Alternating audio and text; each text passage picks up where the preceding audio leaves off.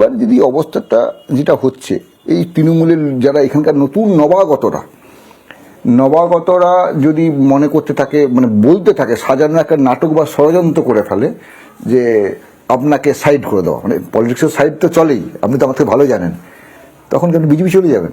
কোনো মতে আমি একটাই দল করি, কংগ্রেস ছিলাম, কংগ্রেস থেকে তৃণমূলে এসেছি। মানে সঙ্গে একটা কংগ্রেস থাকতে হবে? কংগ্রেস থাকতে হবে না। কংগ্রেসে প্রথম আমাদের পরিবার কংগ্রেস, আমার বাবা ছিল পঞ্চায়েতের মেম্বার, বোর্ডের যখন বোর্ড ছিল বাবা তখন ছিল। আমাদের পরিবার এমনি কংগ্রেস টোটাল থেকে আমরা তৃণমূলে এসেছি। এই তৃণমূল ছাড়ার কোনো প্রশ্নই নেই। আমি রাজনীতিতে পজিশনে থাকি আর নাই থাকি, পদে থাকি আর না থাকি, আমার তো কোনো পদ নেই, শুধু এমএলএ।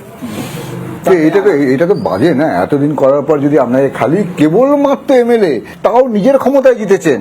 না, নিজের ক্ষমতা নাই, দলের প্রতীক না দিলে আমি জিততে পারতাম না। কিন্তু কথা যেটা হচ্ছে যে দল ছাড়ার কোনো প্রশ্নই নেই।